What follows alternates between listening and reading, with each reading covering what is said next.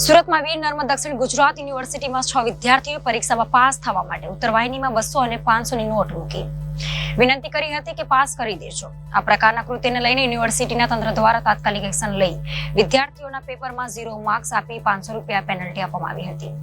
સુરતમાં વિદ્યાર્થીઓએ હદ વટાવી છે। પરીક્ષામાં પાસ થવા માટે ઉત્તરવાહિનીમાં જ રોકડ રૂપિયા મૂકી પાસ કરવા માટે પેપરમાં લેખિત આપ્યું હતું। વીર નર્મદ દક્ષિણ ગુજરાત યુનિવર્સિટીની મુખ્ય જાહેર પરીક્ષામાં આ પ્રકારની ઘટના બની હતી।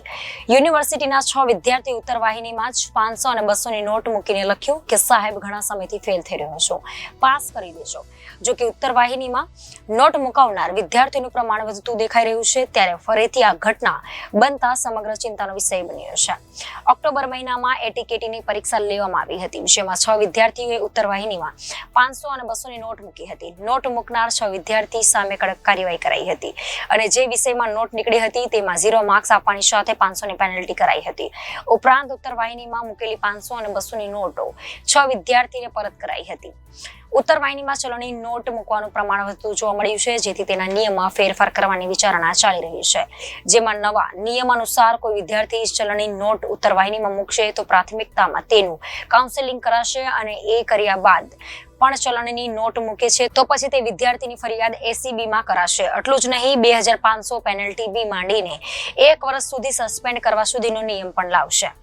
Doctor Narendra Patel, deputy register અને હાલમાં ઇન્ચાર્જ COE એટલે કંટ્રોલ ઓફ એક્ઝામિનેશન।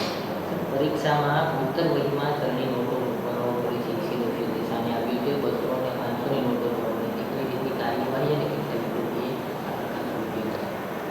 વિવિધ પરીક્ષા દરમિયાન જે પણ આ રીતે સપ્લિમેન્ટરીમાં 200 કે 500 જે પણ ચલણી નોટ મૂકવામાં આવે છે, તો પરીક્ષા વિભાગને આ રીતે જેવી જાણ થાય છે કોલેજ દ્વારા કે અહીંયા ACDC સેન્ટર દ્વારા, તો એની બાબતો અમે ફેક કમિટીમાં રજૂ કરીએ છીએ અને ફેક કમિટી આવા વિદ્યાર્થીઓને રૂબરૂ બોલાવવા આવે છે અને નિયમ અનુસાર જે છે તેમાં જે તે વિષયમાં સપ્લિમેન્ટરી પકડાઈ હોય તે સબ્જેક્ટમાં દંડ કરવામાં આવે છે અને એ વિષયમાં 0 માર્ક્સ મૂકવામાં આવે છે।